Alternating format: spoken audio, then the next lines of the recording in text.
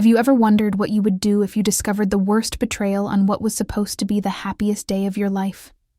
Would you crumble under the weight of heartbreak? Would you scream until your voice gave out? Or would you transform your pain into the greatest revenge the world has ever seen? Stay with me, because this story will change the way you think about love, loyalty, and the incredible strength of a woman who refused to be a victim.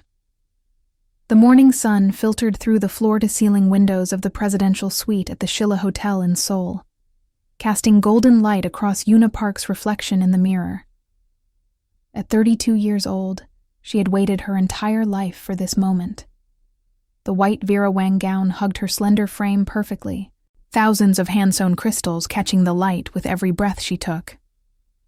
The delicate pearl tiara nestled in her elegant updo made her look like the princess she had always dreamed of becoming. In exactly 3 hours, she would walk down the aisle of the grand ballroom and marry Ji-hoon Kang, the heir to Kang Industries, one of the most powerful conglomerates in South Korea. Everything was perfect. At least, that's what she told herself as she ignored the tight knot forming in her stomach. The same knot that had been growing for months. The same knot that whispered warnings she refused to hear. Her mother, Sun-hee Park, adjusted the train of her dress for the 100th time, her weathered hands trembling slightly with emotion.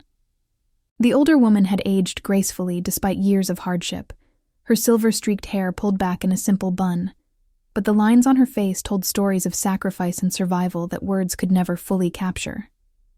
She had worked 2 jobs for years after her husband's death, scrubbing floors at office buildings during the day, and sewing garments at night until her fingers bled, determined to give Yuna every opportunity she herself had been denied. Now, seeing her daughter in this magnificent gown, about to marry into one of the wealthiest families in the country, she felt that all her suffering had been worth it. Every tear she had cried, every sleepless night, every meal she had skipped so Yuna could eat, it had all led to this moment. "My daughter," she whispered, tears streaming down her cheeks. "Marrying into the Kang family. Your father would have been so proud. He always said you were destined for great things. He used to call you his little star, remember? He said you would shine so bright that the whole world would have to notice." Yuna smiled, though the mention of her late father sent a familiar ache through her chest that never seemed to fade no matter how many years passed. Junwoo Park had passed away 5 years ago, leaving behind nothing but debts and broken dreams. Or so everyone believed. She remembered the day clearly, coming home from her graduate program to find her mother collapsed on the floor, clutching the phone that had delivered the news. "Heart attack," they said. Sudden and unexpected. The doctors had been sympathetic but clinical, explaining that stress could do terrible things to a man's heart. But sometimes, late at night, when sleep wouldn't come, Yuna wondered if it had really been that simple. Her father had always been healthy, always careful about his diet and exercise, always full of energy and plans for the future. The sudden decline had seemed wrong somehow, like a story with missing pages that no one wanted to acknowledge. It was Ji-hoon who had appeared like a knight in shining armor 6 months after her father's death, when the creditors were circling like vultures and her mother was considering selling the few pieces of jewelry she had left, including her wedding ring, that she had worn for 30 years. He had been charming, attentive, and most importantly, generous in ways that seemed almost too good to be true. He paid off the debts without being asked, simply presenting her mother with documents showing the accounts had been settled. He found her mother a comfortable apartment in a safe neighborhood with good neighbors, and offered Yuna stability in exchange for her hand in marriage. A business arrangement disguised as a fairy tale romance, though Yuna had been too desperate and grateful to see it that way at the time. But Yuna had convinced herself that love would grow, that the affection she felt for Ji-hoon would deepen into something real and lasting. She had invested 3 years of her life into this belief. 3 years of planning this wedding down to every minute detail. 3 years of ignoring the small signs that something was terribly wrong, because acknowledging them would mean admitting that she had been foolish to hope. The way Ji-hoon's eyes never quite met hers when he said he loved her, always finding something else to look at. a painting on the wall, or his phone in his pocket, or the view from the window. The way his kisses felt perfunctory, like items being checked off a list rather than expressions of genuine affection, brief and cold, and lacking any real passion. The way he always seemed to be texting someone late at night, tilting his phone away when she walked into the room, claiming it was just work emails even when his lips curved into a smile that had nothing to do with business. The way her cousin Somin always seemed to know what was happening in their relationship before Yuna told her, as if she had insider information that could only come from one source. But whenever doubt crept into her mind, Yuna pushed it away with the determination that had gotten her through graduate school and her father's death, and all the hardships in between. She had made her choice. She had committed to this path. And Park women didn't give up, no matter how hard things got. That was what her father had always told her, and she clung to those words like a lifeline. "Yuna, darling, you need to eat something before the ceremony," her mother urged, gesturing toward the untouched breakfast tray that room service had delivered an hour ago. Fresh fruit arranged like jewels gleaming in the morning light, flaky croissants still warm from the oven with their buttery scent filling the air, and a pot of fragrant jasmine tea that reminded Yuna of her grandmother's garden in the countryside, all of it provided by the hotel at extraordinary expense as part of the wedding package that had cost more than most people earned in 5 years. "You'll faint at the altar if you don't eat something.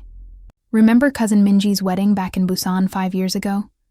She was so nervous she forgot to eat for 2 whole days, and she collapsed right in the middle of her vows.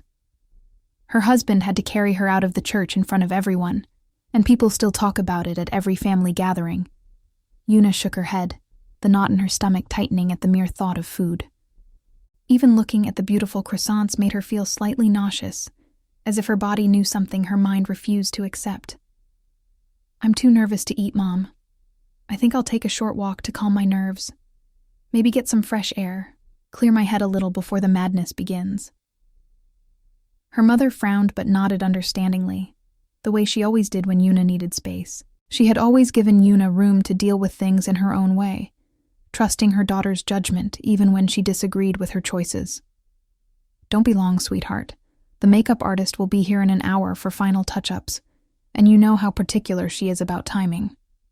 She made that whole speech last time about how her artistic vision requires absolute punctuality from all her clients." Yuna managed a small laugh at the memory of the dramatic makeup artist and gathered the front of her gown in her hands, the fabric rustling like whispered secrets, and slipped out of the suite into the quiet corridor beyond. Her satin heels clicked softly against the marble floor as she walked, the sound echoing in the empty corridor like a countdown to her fate. Each click seemed to say, "Closer, closer, closer," as if counting down the minutes until her life would change forever, though she couldn't have known then just how different that change would be from what she expected. The hotel was buzzing with activity as staff prepared for the event of the season. Flowers were being arranged in every corner by teams of florists who had been working since dawn. White roses and peonies creating cascading displays that cost more than most people earned in a year. Crystal vases caught the morning light and scattered rainbows across the silk-covered walls like promises of happiness. The Kang Park wedding had been featured in every major society magazine for months, with headlines calling it the Union of the Year and a modern fairy tale come true. Hundreds of guests from Seoul's elite circles had flown in from around the world to witness the union. Politicians who needed the Kang family's support for upcoming legislation. Celebrities who wanted to be seen at the most exclusive event of the year. Business moguls hoping to make connections that would benefit their companies. They were all here to see the heir of Kang Industries finally settle down with the beautiful, if somewhat unremarkable in their eyes, daughter of a deceased businessman who had left his family with nothing but debt. She didn't know why her feet carried her toward the east wing of the hotel, where the groom's party was getting ready in a suite that matched hers in grandeur and expense. Perhaps she wanted to steal a glance at Jihoon before the ceremony, to see the love in his eyes that would chase away her doubts once and for all. Perhaps she needed reassurance that she was making the right choice, that the sacrifice of her independence and dreams was worth it for the security and stability he offered. Perhaps some part of her, the part that had survived her father's death and the years of struggle and hardship, already knew what she would find, and was leading her there because she deserved to know the truth, however painful it might be. Perhaps fate was intervening to save her from a life of misery and manipulation, even though she couldn't recognize it as such in the moment. The corridor was quieter here, away from the main preparations and the bustling staff. The hotel had been instructed to give the groom's party complete privacy, so there were no servers rushing past with trays or harried florists adjusting arrangements to interrupt her thoughts, or ask why the bride was wandering alone in her wedding dress an hour before the ceremony. Her footsteps echoed in the silence like a heartbeat, and for a moment she considered turning back. What was she doing? Wandering around in her wedding dress like a lost ghost searching for something it couldn't name. This wasn't like her. She was practical, organized, someone who followed plans. But something pulled her forward.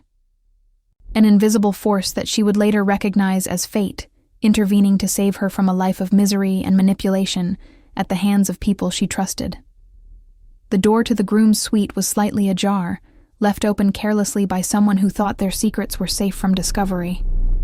Yuna could hear voices inside, familiar voices that made her heart start to pound even before she registered what they were saying. She was about to push it open and announce herself, perhaps suggest that Jihoon should be more careful about privacy, when his voice stopped her cold, frozen in place with her hand inches from the door handle. "Stop worrying, Somin. After today, everything will be ours. We've worked too hard for too long to let nerves ruin it now. 3 years of planning, 3 years of pretending, and it all pays off today." Yuna's heart seized in her chest, clenching so tight she thought it might stop beating entirely. Somin, her own cousin, her best friend since childhood, since they were little girls playing in grandmother's garden and sharing secrets under the stars during summer vacations. The woman she had trusted more than anyone in the world, who had held her hand through her father's funeral when she could barely stand from grief, who had helped her pick out this very wedding dress after looking at hundreds of options and crying with joy when they found the perfect one, who had promised to be the best maid of honor any bride ever had. Through the crack in the door, Yuna watched as Jihoon pulled Somin into his arms with a practiced ease that spoke of countless embraces before this one, his lips finding hers in a kiss that spoke of familiarity, of practice, of years of deception hidden in plain sight, while Yuna remained oblivious. It wasn't a tentative kiss, or an impulsive one stolen in a moment of weakness. It was the kiss of two people who had done this 1,000 times before, who knew exactly how their bodies fit together, who had built a relationship on lies told to someone they both claimed to love. Somin's arms wrapped around his neck without hesitation, her fingers running through his hair in a gesture so intimate and possessive that Yuna felt physical pain watching it, as if someone had reached into her chest and squeezed her heart until it burst into 1,000 pieces. Somin laughed against his mouth, a sound that Yuna had heard countless times but never in this context. It was her genuine laugh, the one she only used when she was truly happy, not the polite titter she employed at social functions or the sympathetic chuckle she used when Yuna shared her worries about Jihoon's emotional distance. "She suspects nothing," Somin said, pulling back to look at him with eyes bright with triumph, and something darker, something that looked almost like contempt for the cousin she had claimed to love like a sister. "Poor naive Yuna. She actually thinks you love her. You should hear the way she talks about you when we're alone, like you're some kind of prince who rescued her from poverty and despair. It's pathetic, really, how desperate she is for approval. She plans your future together constantly, talks about the children you'll have, the house you'll build in the suburbs with a garden for the kids to play in, the vacations you'll take to Europe and America. She has no idea that everything she thinks is real is just a performance we've been putting on for 3 years." Jihoon's laugh was cruel, a sound Yuna had never heard from him before, because he had always been so careful to show her only his mask, his carefully constructed persona of the caring and devoted fiancé. It was like hearing a stranger speak with her fiancé's voice, like discovering that the man she thought she knew had never existed at all outside of her imagination. "Love her? I can barely stand to look at her most days. That pathetic, trusting face of hers makes me sick to my stomach. She's so eager to please, so desperate for affection and validation, like a puppy that's been kicked too many times and still comes back wagging its tail for more. It's embarrassing to watch, honestly. If it weren't for the shares her father left her, I wouldn't have wasted 3 years of my life on this elaborate charade. 3 years of pretending to care about her boring stories about her job at the accounting firm, her simple dreams of a happy family and white picket fences, her constant need for reassurance that I actually love her when I've never felt anything but disgust. Do you know how exhausting it is to pretend every single day, to smile and nod and act like I care about her feelings? But after today, once I'm legally her husband, I'll have access to everything. The Park family's remaining assets that she doesn't even know exist. The voting rights in Kang Industries that her father secretly accumulated over 20 years of careful investment. All of it will be mine to control as her husband. Yuna felt the world tilt beneath her feet, the marble floor suddenly unstable, as if an earthquake had struck only this small patch of ground where she stood. Shares? Her father had never mentioned any shares to her or her mother. He had died penniless, or so she had believed with absolute certainty, surrounded by creditors demanding payment and stripped of everything he had worked his entire life to build. The memory of his funeral flooded back to her in painful detail. The creditors who had shown up demanding payment even before the casket was in the ground, their lawyers waving papers and threatening lawsuits against the grieving widow. The shame of having to sell their family home of 20 years to people who had once been their neighbors and friends. The years of struggle that followed when they could barely afford to eat properly or keep the heat on in winter. All of it had been orchestrated. All of it had been a lie designed to make her vulnerable and desperate, to make her grateful beyond words when Jihoon swooped in to save her from the disaster they had created specifically for that purpose. "And what about me?" Somin asked, her voice turning petulant with the same tone she used when she didn't get her way as a child, demanding extra dessert at family dinners, or insisting on the better toy when they played together. Yuna remembered that tone from countless family gatherings over the years, from the summer vacations they spent together at grandmother's house in the countryside, from the sleepovers where they had shared their deepest secrets under covers with flashlights while their parents thought they were asleep. Or at least, where Yuna had shared her secrets while Somin collected them like weapons to be used later, like ammunition stored for the perfect moment of betrayal. "You promised we'd be together openly, as a real couple. You said once you had her money and her shares, we could finally stop hiding and pretending. I'm tired of being your secret while she gets to be your fiancé in public." Jihoon cupped her face in his hands with a tenderness that made Yuna's stomach turn, his expression softening in a way she had never seen when he looked at her in 3 years of their relationship. With Yuna, he was always controlled, always measured, always playing a role that required emotional distance and careful calibration of every word and gesture. But with Somin, he seemed genuinely tender, genuinely in love, the way Yuna had always wished he would be with her, but had convinced herself would come with time. "And we will be together, my love. I promise you. Give it a year, maybe 2 at the absolute most. I'll make her life so miserable that she'll beg for a divorce and think it was her own idea to leave.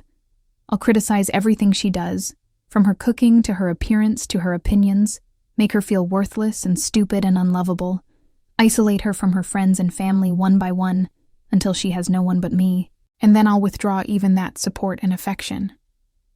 By the time I'm done with her psychological destruction, she'll think leaving was her own failure, her own inability to make the marriage work, her own fault for not being a good enough wife. And when she finally goes, broken and beaten down, she won't get a single one from me. The prenuptial agreement my lawyers drafted ensures that any divorce initiated by her within 10 years means she forfeits all claims to marital assets. She was so eager to prove she loved me for myself and not my money that she signed without even reading the fine print. Her desperation and trust made it almost too easy." Somin smiled, satisfied with this cruel answer, her eyes gleaming with greed and malice that Yuna had somehow never noticed before, despite knowing her entire life. How many times had they sat together at cafes and restaurants, drinking coffee and sharing gossip about their lives, while Somin pretended to be her friend and confidant and loving cousin? How many of Yuna's secrets had Somin carried straight back to Jihoon, reporting on her doubts and fears and hopes like a spy delivering intelligence to an enemy? How many times had Somin encouraged her to give Jihoon more space and understanding, or be more patient with his busy schedule and emotional distance, while secretly meeting him behind her back in hotel rooms and borrowed apartments? "Just hurry up with the plan," Somin said, her voice sharp with impatience that bordered on irritation. "I'm tired of playing the supportive cousin at every family gathering and wedding event, pretending to be thrilled about her happiness. Every time I have to hug her and smile and tell her how lucky she is to have found such a wonderful man. I want to scream the truth in her stupid face and watch her world crumble. She's so blind to what's happening right in front of her, so trusting and naive. She walks around thinking the world is good and people can be trusted, thinking love is real and fairy tales come true for ordinary girls like her. She deserves everything that's coming to her for being so foolish and gullible." Jihoon kissed her forehead tenderly, the same way he sometimes kissed Yuna's forehead but with genuine affection instead of performance. "Soon, my love. Very soon, you'll have everything you deserve and more. The Kang name that opens every door in this country, the Kang fortune that will let us live like royalty, and the satisfaction of knowing we destroyed the woman who always thought she was better than you." Somin's expression flickered with something like old resentment that had been festering for decades, poison that had been growing since they were children. She always got everything without trying.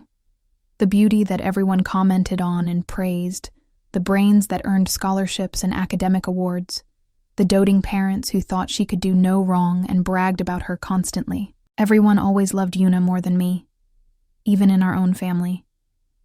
Even my own parents compared me to her every chance they got, using her as the standard I could never reach. Why can't you be more like your cousin Yuna? Why can't you get grades like Yuna?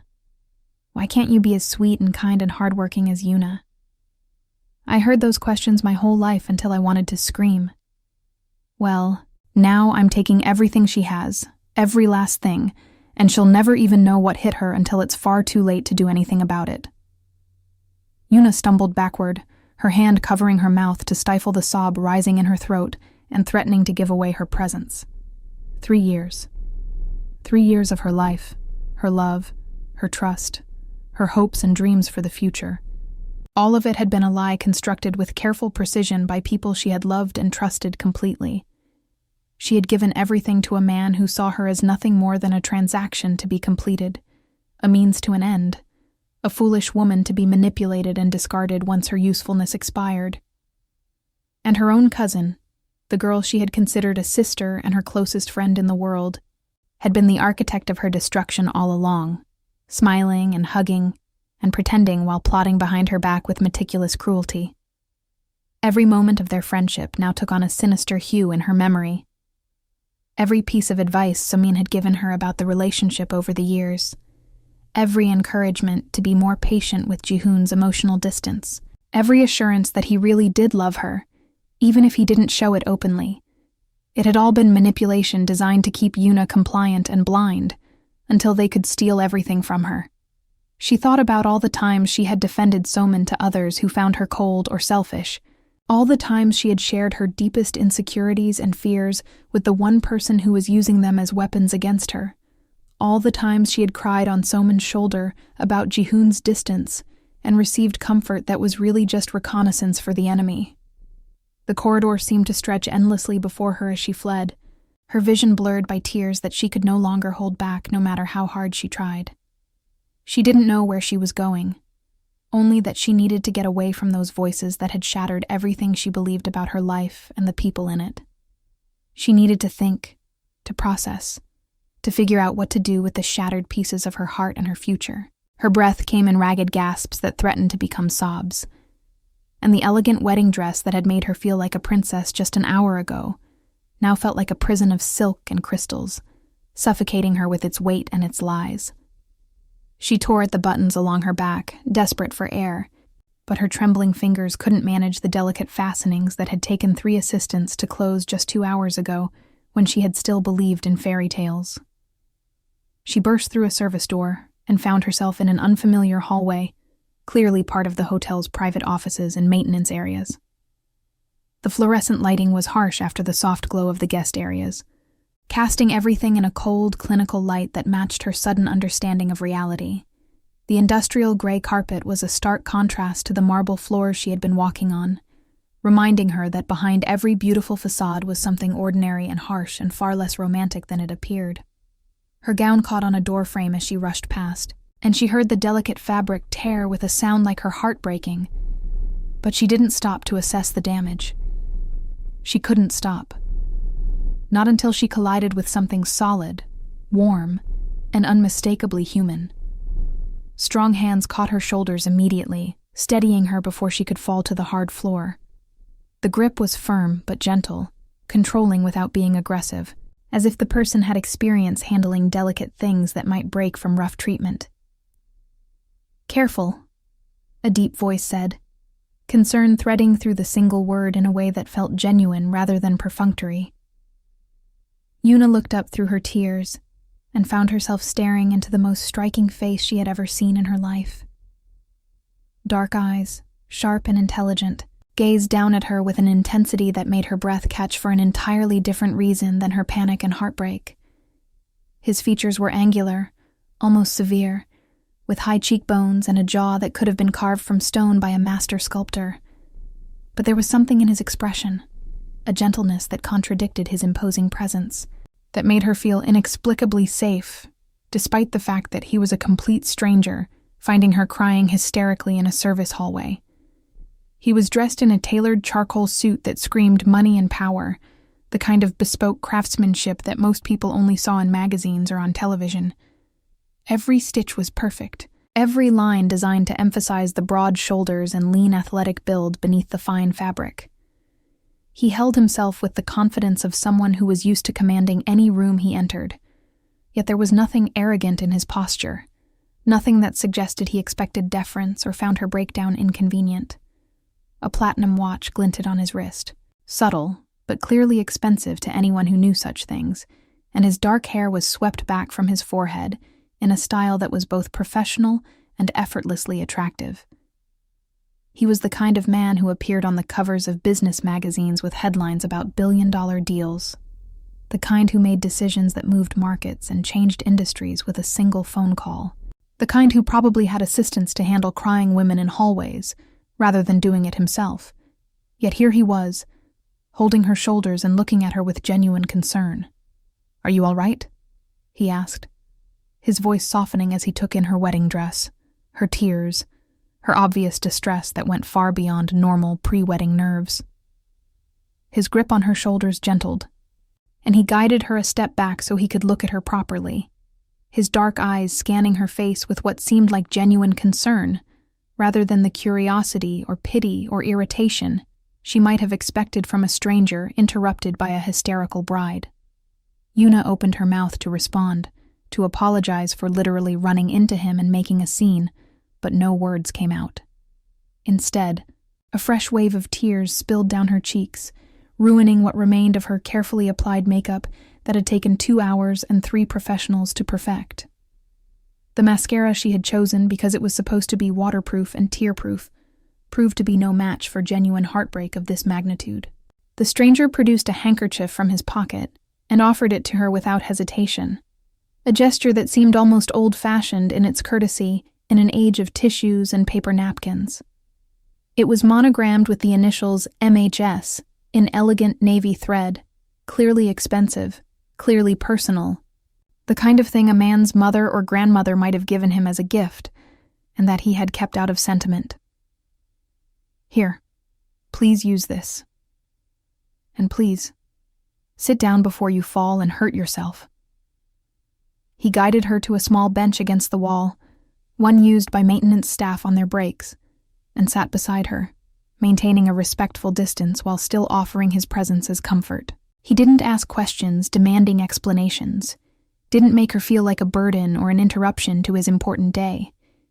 He simply sat with her, allowing her the space to fall apart without judgment, as if he understood that sometimes that was exactly what a person needed. Yuna dabbed at her eyes with the soft handkerchief, struggling to compose herself and failing utterly despite her best efforts. The handkerchief smelled faintly of sandalwood, and something else she couldn't identify. A scent that was oddly comforting in its unfamiliarity. "I'm so sorry," she managed finally, her voice rough and broken and completely unlike her normal composed tone.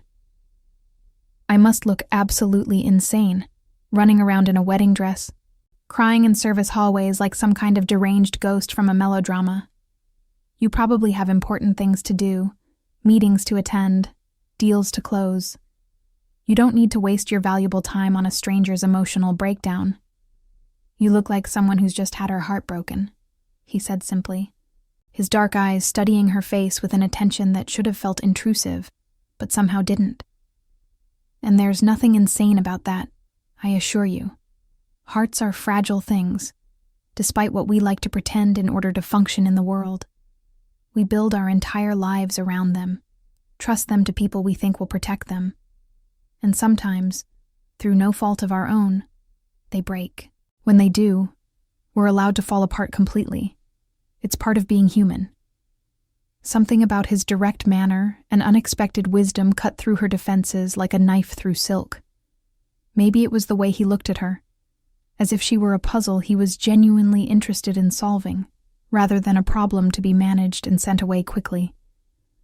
Maybe it was the fact that he was a stranger, someone with no stake in her drama, no reason to judge her, no agenda of his own that she could detect. Or maybe she was simply desperate to tell someone, anyone, the truth that was burning a hole in her chest, because keeping it inside felt like it might actually kill her. "I just found out that my fiancé has been having an affair," she heard herself say, the words tumbling out before she could stop them, or consider whether she should be telling this to a complete stranger. "With my cousin. My best friend since childhood. The person I trusted more than anyone in the world besides my mother." She laughed bitterly, the sound harsh and ugly in the quiet corridor. "They've been planning this whole wedding, this entire elaborate ceremony, as a way to steal my inheritance. An inheritance I didn't even know I had, because my father apparently left me shares in a company that everyone told me didn't exist. I'm supposed to walk down the aisle in less than 2 hours and marry a man who actively despises me, who laughs about how pathetic I am with the woman he actually loves. And the worst part, the absolute worst part, I actually believed he cared about me. I actually thought I was lucky that someone like him would want someone like me. I was grateful to him." The stranger's jaw tightened visibly, a flash of anger crossing his features before he controlled it with obvious effort. For a moment, his eyes went cold, and Yuna caught a glimpse of something dangerous beneath his composed exterior, something that suggested this man was not someone to cross lightly. "Then don't," he said, his voice firm and decisive. "Don't marry him. Walk away right now. No inheritance, no amount of money in the world is worth your dignity, your happiness, your entire life spent with someone who doesn't love you." Yuna shook her head, grateful for his indignation on her behalf, but knowing the situation was far more complicated than it appeared from outside. "If I call off the wedding now, just walk out without going through with it, my family will be utterly ruined. The Kangs will destroy us as punishment for the embarrassment. They have connections everywhere in this country, in business, in government, in the media. They can make sure my mother loses her apartment, that I never work in this city or any other major city again, that everyone we know turns their backs on us out of fear. You don't understand the kind of power these people have accumulated over generations. They destroyed my father, and they'll destroy us too if I defy them." The man was quiet for a long moment, his eyes studying her with an intensity that should have made her uncomfortable, but somehow didn't. She could almost see the wheels turning in his mind, calculating, planning, strategizing, as if her problem were a business challenge he was evaluating from every angle. When he finally spoke, his voice was careful, measured, as if he were proposing a business deal, rather than responding to a stranger's breakdown in a maintenance hallway. What if there was another way? What if you could walk out of that wedding with your head held high and your family's future secured? What if you could make them pay for what they've done to you and your family while protecting everything you love? Yuna looked at him skeptically, suspicion warring with desperate hope. She had learned the hard way to be wary of men offering easy solutions to impossible problems. In her experience, there was always a catch, always a price, always a hidden agenda that only revealed itself after you were too committed to escape. That sounds like a fairy tale, and I've just learned in the most painful way possible that fairy tales don't exist. They're just lies that people tell to keep us compliant and hoping for things that will never come true. A small smile played at the corner of his lips, not quite reaching his dark eyes. I'm not offering you a fairy tale. I'm offering a business arrangement between two people who both have something to gain. My name is Minho Seo. He paused, watching her face for recognition of the name. When none came, he continued, seeming almost relieved that she didn't know who he was or what that name meant in business circles. I'm the CEO of SEO Technologies, and I have my own personal reasons for wanting to see the Kang family humiliated and brought to justice. Yuna's breath caught in her throat. SEO Technologies. Even in her sheltered world focused on accounting spreadsheets and family dinners, she knew that name. It was one of the fastest growing tech companies in all of Asia, a rival to giants like Samsung and LG, known for its innovative products and its mysterious founder who rarely appeared in public, but was rumored by financial magazines to be worth billions of dollars. The man sitting beside her on a maintenance bench in a service hallway was one of the wealthiest and most powerful people in South Korea. Marry me instead, Minho continued, his voice calm and steady as if he were proposing a corporate merger rather than a marriage to a crying stranger. Today, right now, in front of all their guests who came to celebrate their victory, all their business associates who want to curry favor, all the media they've invited to document their triumph. Let them watch as you choose someone else entirely. Let them see their carefully laid plans crumble into dust at the moment of their anticipated success. Yuna stared at him, absolutely certain she had misheard something crucial. You can't possibly be serious about this. You don't know me at all. We've been talking for maybe 15 minutes. You don't know anything about me except that I'm a crying mess in a wedding dress, who just discovered her fiancé is a cheating liar who's been deceiving her for 3 years. I'm always serious about business propositions, Minho replied, his gaze unwavering and direct. And I know considerably more about you than you might think. I've been watching the Kang family for many years, waiting for the right opportunity to strike at them. Your father, Junwoo Park, was a good and honorable man who was destroyed by their greed and cruelty. He was also my father's best friend and business partner for over 2 decades. You could help me finally avenge him after all these years, and in return, I can offer you complete protection, financial security for you and your mother, and the chance to discover the truth about the inheritance they've been trying to steal from you since before your father died. Her mind raced, trying to process the impossibility of what he was proposing to her. Marry a complete stranger. It was madness. Absolute madness. The kind of impulsive decision she had spent her whole life avoiding. The kind of risk her mother had always warned her about. She was practical, careful. Someone who made lists and weighed pros and cons before making even minor decisions about what to have for lunch. But as she thought of Jihoon's cruel laugh echoing in her memory, of Soman's treacherous smile that she had trusted for her entire life, of the years of manipulation and lies that had stolen so much from her and her mother, something hardened inside her chest. They had used her completely. They had planned to continue using her until they had extracted every last bit of value from her existence, and they expected her to walk blindly into their trap like the naive fool they thought she was, grateful for the privilege of being destroyed. Maybe it was time to stop being careful and predictable. Maybe it was time to take a risk that absolutely no one would expect from practical, reliable Yuna Park. Why should I trust you at all? She asked, meeting his gaze directly with a steadiness that surprised her. Her voice was stronger now, the initial shock giving way to something else entirely. Determination, perhaps. Or desperation dressed up as courage and defiance. "I don't even know you beyond your name. For all I know, you could be running a different kind of con, targeting vulnerable women at weddings." Minho nodded, acknowledging the complete fairness of her suspicion. He didn't try to convince her with pretty words or empty promises or wounded protests of his honorable intentions. "You're right. You shouldn't trust me. Not yet. Not based on 15 minutes of conversation. But I can give you something that Jihoon Kang never did in 3 years. Complete honesty about my intentions. I'm not pretending to be in love with you. This is a transaction, pure and simple. I need something from you, and you need something from me.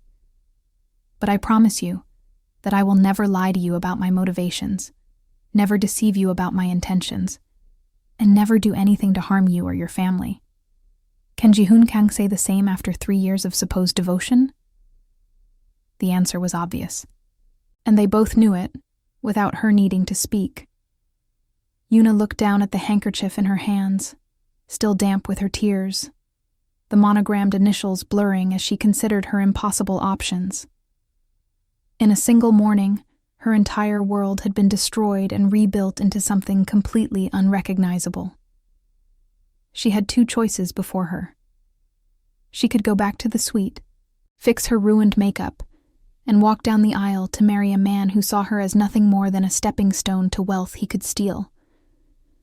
She could spend the next few years being slowly destroyed psychologically, having her inheritance stolen legally, watching her family's honor be trampled while everyone who should have protected her stood by and watched or participated in her destruction. Or she could take a terrifying leap of faith with a stranger who offered her revenge, freedom, and the chance to reclaim her life on her own terms. She stood up from the bench, squared her shoulders, and looked at Minho Seo with eyes that were no longer filled with tears but with fierce determination. "Tell me exactly what I need to do." The ghost of a smile crossed his face, and she saw something like approval and perhaps admiration in his dark eyes. "Come with me immediately. We have approximately 90 minutes to plan a wedding." The next hour was a blur of activity that would have been completely impossible for anyone who wasn't worth $12 billion and didn't have an army of lawyers and assistants at their disposal. Minho made several phone calls in rapid succession, his voice calm and commanding as he arranged what seemed utterly impossible to accomplish. He spoke in rapid Korean, occasionally switching to English when talking to someone named James, who appeared to be his chief legal counsel, then to what sounded like fluent Mandarin for another call to someone in Hong Kong. Each conversation ended with the other party agreeing to whatever he requested without argument. No questions asked, as if defying Minho Seo was simply not an option anyone sane considered. A marriage license appeared within 30 minutes, expedited through government channels that Yuna didn't even know existed, and that probably weren't available to ordinary citizens. She watched in amazement as a nervous government official arrived personally, looking both terrified and honored, to deliver the documents and witness the signatures. A judge who happened to be attending the Kang wedding as a distinguished guest was quietly informed of a significant change in plans. Judge Kim, it turned out, had been trying unsuccessfully for years to get a meeting with Minho Seo to discuss investment in legal tech startups he was developing. He was more than happy to officiate an impromptu wedding in exchange for a promise of breakfast next week, and a personal introduction to Seo Technologies' venture capital division. Meanwhile, Minho's team of corporate lawyers was already drafting documents that would protect Yuna's interests, while allowing her to pursue the truth about her father's hidden shares. 3 senior attorneys arrived at the hotel within 40 minutes of being summoned, each carrying thick portfolios and wearing the focused expressions of people who were paid very well to make impossible problems disappear. They set up in an adjacent conference room, laptops clicking and phones buzzing constantly as they worked to create legal frameworks that would typically take weeks or months to complete. "The Kang family has been hiding something very significant," Minho explained as they waited in his private office at the hotel, a space that Yuna hadn't even known existed until he led her through a series of locked doors, It was a converted conference room that he had apparently reserved for the entire day, filled with screens showing financial data and legal documents. A holographic display in the corner showed a complex web of corporate structures that made her accountant's mind spin with their complexity. Your father, Jun-Woo Park, was a brilliant investor, possibly the best and most ethical of his entire generation. 20 years ago, he identified Kang Industries as an undervalued company with questionable practices and began quietly acquiring shares through shell corporations spread across multiple jurisdictions. By the time he died, he had accumulated nearly 15% of the company's voting shares, enough to seriously challenge the Kang family's control if those shares were ever voted as a unified bloc. Yuna's head spun with the implications of what he was telling her. 15% of Kang Industries was worth hundreds of millions of dollars by any calculation. Her father had been sitting on a fortune while they struggled to pay for groceries, while her mother cleaned offices at night until her hands cracked and bled, while she dropped out of her graduate program because they couldn't afford the tuition. But he told me he lost everything. We were barely surviving when Jahoon appeared in our lives like a savior. We sold our family house. I had to work as a secretary to help pay basic bills. My mother's hands are still scarred from the industrial cleaning chemicals she used every night. That's exactly what the Kangs wanted you to believe, Minho replied, pulling up a document on one of the screens. It showed a complex web of corporations, each one connected to another, in a pattern that made Yuna's eyes cross trying to follow all the connections. They couldn't simply steal the shares outright, because the ownership was too well protected legally, buried in structures that would take years to unravel without the right keys and knowledge. But they could convince you that the shares didn't exist at all. And once you married Jahoon, they could transfer ownership through legal channels that would look perfectly legitimate to any auditor. A loving husband managing his wife's assets for her benefit. A grateful wife signing documents she didn't fully understand. It's a common enough story in wealthy families throughout history. How do you know all of this? Yuna asked, suspicion creeping back into her voice despite her desperation and growing trust. She had already been fooled once today in the most devastating way possible. She wouldn't be fooled again without asking hard questions. Minho was quiet for a moment, and when he spoke, his voice was heavy with old pain that transformed his face from intimidating businessman to something more human, more vulnerable than she had seen so far. Because they did exactly the same thing to my family 20 years ago. My father, Dong Hoseo, was your father's business partner and closest friend. They met at university when they were both scholarship students from poor families. Two brilliant young men from modest backgrounds who dreamed of building something great and ethical in the business world. They were friends, closer than brothers, for over 2 decades. When the Kangs discovered what they had been doing, quietly acquiring shares to challenge their control and expose their corruption, they destroyed both families without mercy. He stood and walked to the window, his back to her, his silhouette stark against the Seoul skyline. The city stretched out below them, millions of people going about their ordinary lives, unaware of the drama unfolding in this small room. My father was framed for embezzlement with fabricated evidence. The Kangs planted documents, bribed witnesses, did whatever was necessary to make sure he went to prison for a crime he never committed. I was 15 years old when they took him away in handcuffs. I watched them arrest him in front of our house, while the neighbors stared and whispered. He died in prison 3 years later. Heart attack, the official report said. But I know the truth. The stress and shame and injustice killed him as surely as if they had put a gun to his head and pulled the trigger. He turned to face her, and she saw tears in his eyes that he quickly blinked away. Your father's death wasn't an accident or natural causes either. The stress of losing everything he had built, of watching his life's work be stolen by criminals, of knowing that his beloved family would suffer because of his supposed failure, it broke him completely. The Kangs didn't just take his money. They took his will to live. They murdered both our fathers, Yuna, and they've been profiting from those deaths ever since without any consequences. Yuna felt tears prick her eyes again. But this time they were tears of rage rather than sorrow. Everything she thought she knew about her father's death, about the years of poverty that followed, about Jihoon's supposed kindness in helping them, it was all lies built carefully on more lies. Her father hadn't failed. He had been destroyed by people who saw his success and integrity as a threat to their corrupt power. "They killed my father," she said, the words feeling strange and heavy in her mouth. "They killed both our fathers," Minho said, returning to sit beside her. His voice was fierce now, the controlled businessman giving way to something rawer, something that had been burning for 20 years waiting for justice. And they've been profiting from those deaths ever since. Today, we begin to take back what's ours.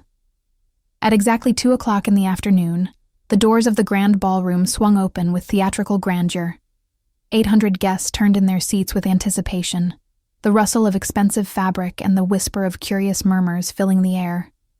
What they saw instead of the expected blushing bride made a collective gasp ripple through the room like a wave. Yuna Park stood at the entrance, her white gown pristine despite the morning's drama, her chin held high and her eyes clear. But she was not alone. Minho Seo stood beside her, his hand clasped firmly around hers. At the altar, Jihoon Kang's face went from confused to horrified to enraged in the span of 3 seconds. "Ladies and gentlemen," Yuna said, her voice steady and clear, "I apologize for the unexpected change in today's proceedings. I was supposed to marry Jihoon Kang this afternoon. But I discovered something this morning that made that impossible. This morning, I witnessed my fiancé kissing another woman. That woman was my cousin, So-min Lee, seated in the 3rd row." All eyes turned to So-min, whose face had drained of all color. "I also learned," Yuna continued, "that the Kang family's interest in me was never about love. It was about shares in Kang Industries that my father accumulated before his death. Shares they have been trying to steal through marriage fraud." Jihoon pushed through the crowd toward Yuna. "You're lying!" Minho stepped forward, placing himself between them. "I wouldn't come any closer, and I wouldn't call my wife a liar." The room fell silent. "Your wife?" Jihoon repeated. Yuna held up her left hand, where a simple but elegant ring now rested. "Minho Seo and I were married 30 minutes ago by Judge Kim, who you invited to witness your own wedding." Jihoon laughed desperately. "There are no shares. Your father died broke." "Actually," Minho said, pulling a folder from his jacket, "these documents prove that Junwoo Park legally transferred ownership of his Kang Industries shares to his daughter upon his death. Your family has been voting those shares illegally for 5 years. The documents also include evidence of the fraud committed against my father, Dongho Seo, 20 years ago." The patriarch of the Kang family looked for the first time in his life like he didn't know what to do. As security escorted a screaming Jihoon from the ballroom, Yuna found herself standing with Minho in the middle of the chaos. "Thank you," she said softly. He looked down at her, his expression softening. "You already have." Seeing Jihoon's face when he realized everything had fallen apart was worth more than money could buy. The weeks that followed were a whirlwind. The ruined Kang wedding dominated the news. With Minho's help, Yuna pieced together the true story of her father's life and death. The trial of the Kang family became the most watched legal proceeding in Korean history. Jihoon and his father were arrested on charges ranging from fraud to bribery. So-min tried to claim she had been manipulated, but the evidence showed otherwise. Throughout the proceedings, Minho was by Yuna's side.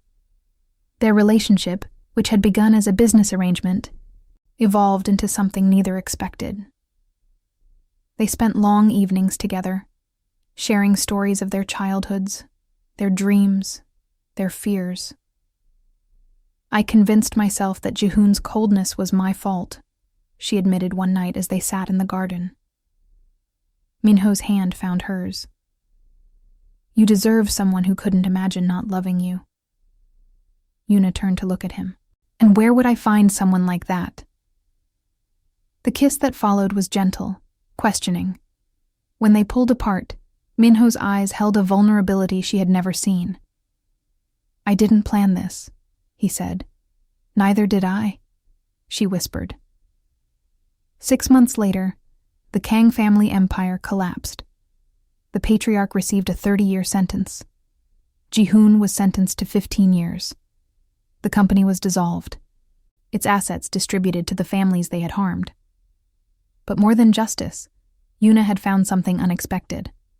A partner who saw her as an equal. On their anniversary, Minho led her to a quiet pavilion. "I have something for you," he said. The box he produced contained a stunning sapphire surrounded by diamonds. "The ring my father gave my mother. He told me to give it to someone worthy of it. For 20 years I never found anyone. Until now." Tears streamed down Yoona's face as he slipped the ring onto her finger. "I love you," she said. "I love you too," Minho replied. "I think I have since the moment you looked up at me in that hallway and demanded to know why you should trust me." 3 years later, the Seo Park Foundation had become one of the most respected advocacy organizations in South Korea. On the 3rd anniversary of their real wedding, Minho surprised Yoona with a trip to Jeju Island. As they watched the sunset, he knelt before her. "I know we're already married, but I want to ask properly. Yoona Park Seo, will you marry me? Not because it's convenient, but because I love you more than I ever thought possible?" Yoona pulled him into her arms. "Yes. 1,000 times, yes." They were married again 3 months later, surrounded by guests who genuinely wished them well. That night, as Yoona stood on the balcony looking out at Seoul, Minho wrapped his arms around her. "What are you thinking about?" he asked. "About how different my life would have been if I had married Ji-hoon, and I'm so grateful I didn't. What we have is real." Minho turned her to face him. "I used to think revenge was the only thing worth living for, but I was wrong. Love matters more. You taught me that." They kissed as the city sparkled below them, 2 people who had found each other in the wreckage of betrayal and built something beautiful from the ashes. Sometimes the best things in life come from the worst moments. Sometimes the person you're meant to be with isn't the one you plan to marry. And sometimes, choosing yourself is the first step toward finding someone who will choose you too. Remember that when everything seems lost, when betrayal cuts deepest. From the ashes of what was, you have the power to build what could be. And what could be might just be more beautiful than anything you ever dreamed. Extended epilogue. 5 years had passed since that fateful wedding day that changed everything. Yoona stood at the window of their penthouse apartment in Gangnam, watching the sun rise over Seoul. The city had transformed in many ways, and so had she. The woman who had once been content to play a supporting role in someone else's story had become one of the most influential advocates for corporate transparency in all of Asia. The Seo Park Foundation had grown beyond anything she and Minho had initially imagined. What had started as a personal mission to expose the Kang family's crimes had evolved into a powerful organization that helped hundreds of families each year. They employed over 50 lawyers, investigators, and social workers, all dedicated to the mission of ensuring that no other family would suffer what theirs had suffered. Yoona thought about her father often, especially on mornings like this, when the light was golden and the city was quiet. She had learned so much about him in the years since that terrible wedding day. Through the documents Minho's team had uncovered, through interviews with former colleagues and friends, she had discovered a man she wished she had known better. Jun-woo Park had been more than a failed businessman. He had been a visionary who believed that business could be conducted ethically, that profit and principle could coexist, that the powerful had a responsibility to protect the vulnerable. "You're thinking about him again," Minho said softly, coming to stand behind her and wrapping his arms around her waist. He had an uncanny ability to read her moods. to know what she was feeling before she spoke a word. It was one of the many things she had come to love about him. "I wish he could see what we've built," Yuna replied, leaning back into his embrace. "I wish he knew that his work wasn't in vain, that everything he sacrificed meant something in the end." "He knows," Minho said with quiet certainty. "Wherever he is, he knows. And he's proud of you, Yuna. He would be so proud of the woman you've become." Yuna turned in his arms to face him, studying the face that had become more dear to her than she could have ever imagined that day in the hallway. The severe lines had softened over the years, or perhaps she had simply learned to see past them to the gentle heart beneath. "I couldn't have done any of it without you," she said. "You gave me the chance to choose my own path when everyone else expected me to follow the one that had been laid out for me." "You would have found your way eventually," Minho replied. "You're stronger than you know, Yuna. You always have been. I just happened to be standing in the right hallway at the right moment." She laughed, remembering that moment with a clarity that time had not dimmed. The service corridor, the torn dress, the tears streaming down her face, the handkerchief with the monogrammed initials that she still kept in her jewelry box. "That handkerchief," she said. "I still have it, you know." "I know," he smiled. "I've seen it. You should return it to me sometime." "Never," she declared. "It's the first thing you ever gave me. I'm keeping it forever." The morning routine continued with the comfortable ease of a couple who had built a life together through challenges that would have destroyed weaker partnerships. Breakfast was prepared by their housekeeper, Mrs. Kim, who had been with Minho's family for decades, and who had embraced Yuna as if she were her own daughter. The elderly woman had been skeptical at first, Yuna knew. An impromptu marriage to a crying woman in a wedding dress was not exactly what she had envisioned for her young master. But over the years, she had come to see what Minho saw in Yuna, and now she was their fiercest defender and supporter. "The reporter from the Financial Times is coming at 10, Mrs. Kim reminded them as she set out the food. "And you have the foundation board meeting at 2, Mrs. SEO. Yuna nodded, already mentally reviewing her agenda for the day. The Financial Times interview was important. They were doing a feature on the rise of corporate accountability movements in Asia, and the CO Park Foundation was being positioned as a model for others to follow. She had prepared extensively for this interview, wanting to make sure that the message reached as wide an audience as possible. "And tonight?" Minho asked, raising an eyebrow at Mrs. Kim.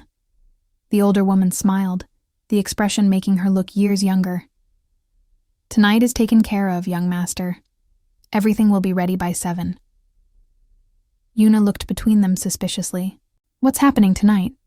I don't have anything on my calendar." "That's because it's a surprise," Minho said, his eyes twinkling with mischief that still made her heart skip after all these years. "You'll find out at 7. The day passed quickly, filled with meetings and calls and the endless details of running an organization that had become larger than either of them had anticipated. The Financial Times interview went well, with the journalist asking thoughtful questions about their methods and their motivations. Yuna found herself speaking about her father for the first time in a public interview, explaining how his death had ultimately led to the creation of something meaningful. He believed that the business world could be better, she told the journalist. He believed that ethics and profit weren't mutually exclusive. The Kang family destroyed him for that belief, but they couldn't destroy the truth. And the truth is what we fight for every day at this foundation. When the journalist asked about her unconventional marriage, Yuna smiled. "The best decisions are sometimes made in the most unexpected moments," she said. "I was supposed to marry one man that day, and I ended up marrying another. It turned out to be the best decision I ever made. Though I certainly couldn't have predicted that when I was crying in a service hallway with a torn wedding dress." The board meeting in the afternoon was productive, with several new cases being discussed and resources being allocated. They were expanding their operations to Japan and Taiwan, responding to requests from families in those countries who had heard about their work. It was more than Yuna had ever dreamed of achieving, and yet it still felt like just the beginning. At 7 o'clock precisely, Minho appeared at her office door. "Ready?" he asked, offering her his hand. "Ready for what?" she demanded, but she was already gathering her things, too curious to resist. He led her to the roof of their building, where a small gazebo had been set up and decorated with fairy lights and flowers. A table for two was set with their finest china, and candles flickered in the evening breeze. In the distance, the lights of Seoul sparkled like earthbound stars. "What is this?" Yuna breathed, taking in the romantic scene with wide eyes. "This," Minho said, leading her to her seat, "is a celebration. 5 years ago today, you ran into me in that hallway and changed my life forever. I had spent 20 years focused on nothing but revenge, on bringing down the people who had destroyed my family. I had forgotten how to live, how to love, how to hope for anything beyond justice. And then you appeared, crying and desperate, and absolutely magnificent, and everything changed." He pulled a small box from his pocket, and Yuna's breath caught. Inside was a new ring, even more beautiful than the sapphire he had given her before. This one was a diamond, surrounded by smaller sapphires, a reversal of the original design. "I've given you my mother's ring," he said softly, "and now I want to give you this one, chosen specifically for you. The diamond in the center represents you, Yuna, clear and strong and brilliant. The sapphires around it represent me and our fathers, and everyone who has supported us on this journey. You are at the center of everything good in my life." Tears streamed down Yuna's face as he slipped the ring onto her finger, next to the sapphire she already wore. "I love you," she managed through her tears. "I love you so much." "I love you too," Minho said, pulling her into his arms. "I will love you for all the days of my life and whatever comes after. You are my heart, Yuna, my partner, my best friend, my everything." They held each other as the city sparkled below them, two people who had found each other in the wreckage of betrayal and built something beautiful from the ashes. Not a fairy tale, because those had turned out to be lies. Something better. Something real. From somewhere in the building below, Yuna could hear Mrs. Kim humming a traditional Korean love song as she prepared the meal that would follow this moment. In the distance, the lights of Gangnam District flickered and glowed, a testament to a city that never stopped changing and growing. Yuna thought about all the moments that had led her here. The betrayal that had seemed like the end of everything, but had actually been a beginning. The stranger in the hallway who had offered her a business arrangement and ended up giving her love. The years of work and struggle and triumph that had transformed two grieving children into advocates for justice. "What are you thinking about?" Minho asked, echoing his question from so many mornings. "I'm thinking about how sometimes the worst things that happen to us turn out to be the best things," she replied. "I'm thinking about how strong we are when we're forced to be, and how much stronger we become when we have someone to be strong with. I'm thinking about my father, and your father, and everyone who sacrificed so that we could be here tonight." Minho kissed her forehead gently. "They would all be proud," he said. "Every single one of them." "Yes," Yuna agreed, looking up at the stars that were beginning to appear in the darkening sky. "I think they would. And somewhere in the universe, perhaps, two fathers who had been friends closer than brothers smiled down at their children, who had found each other against all odds, and built something meaningful from the ashes of destruction.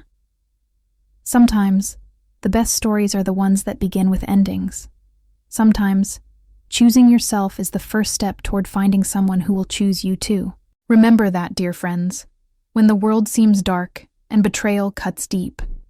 Remember that you are stronger than you know, more capable than you believe, and more worthy of love than you dare to hope. The right person won't ask you to be less than you are. They will love you for exactly who you are and help you become even more. This is the truth that Una Park learned on what should have been the worst day of her life. And it is the truth she carries with her every day, sharing it with everyone who needs to hear it, hoping that her story might help someone else find the courage to choose themselves when the moment comes. Because sometimes, the bride who walks away from one altar finds something far more precious at another. And sometimes, the ending you feared most turns out to be the beginning of everything you ever wanted.